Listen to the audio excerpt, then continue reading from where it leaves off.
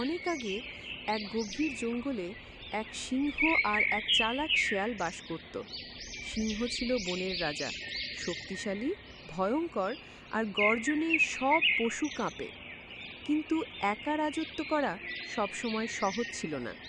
তাই সে একদিন ভাবল, আমার কাউকে দরকার, যে আমার জন্য খাদ্য খুঁজে দেবে, আমার কাজ সহজ করে দেবে। তখন সে শেয়ালের কথা ভাবল। শেয়াল বুদ্ধিমান, চালাক আর খুব দ্রুত, আর ঠিক এটাই সিংহের দরকার ছিল। সিংহ শেয়ালকে ডেকে বলল, বন্ধু শেয়াল, তুমি যদি প্রতিদিন আমার জন্য শিকার এনে দাও, তবে আমি তোমার নিরাপত্তা দেব, আর তুমি রাজবংশের অংশ হবে। শেয়াল রাজি হয়ে গেল। সে ভাবল, এটা তো দারুণ সুযোগ, আমি নিজে শিকার না করেও সিংহের সঙ্গে খেতে পারব। প্রতিদিন শেয়াল বনের চারদিকে ঘুরে পশুদের ভুলিয়ে ভালিয়ে সিংহের কাছে নিয়ে আসত। সিংহ সেগুলো ধরে খেত আর ভাগ করে শেয়ালকে দিত।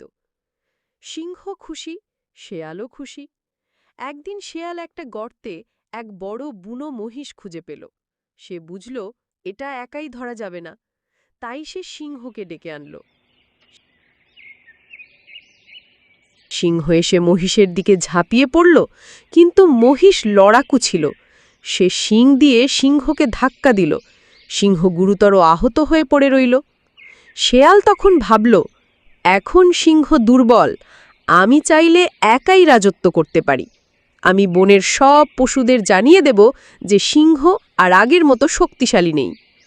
শেয়াল বনের পশুদের কাছে গিয়ে বলল, তোমরা আর সিংহকে ভয় পেও না, সে এখন অসহায়। রাজা হিসেবে এখন থেকে আমি শেয়াল। শুরুর দিকে সবাই একটু অবাক হলেও শেয়ালের কথাই বিশ্বাস করতে শুরু করল। কিন্তু সমস্যা হলো, শেয়াল নিজের শিকার নিজে ধরতে পারত না, তার চালাকি কাজ দিত না সব সময়। কিছুদিন পর সে বুঝল, শক্তি ছাড়া শুধু বুদ্ধি দিয়ে রাজত্ব টিকিয়ে রাখা যায় না। অন্যদিকে সিংহ কিছুটা সুস্থ হয়ে উঠল। সে দেখল শেয়াল তাকে ঠকিয়ে রাজত্ব করতে চায়। সিংহ ধীরে ধীরে শক্তি ফিরে পেয়ে একদিন গর্জন দিয়ে বনে ফিরে এলো।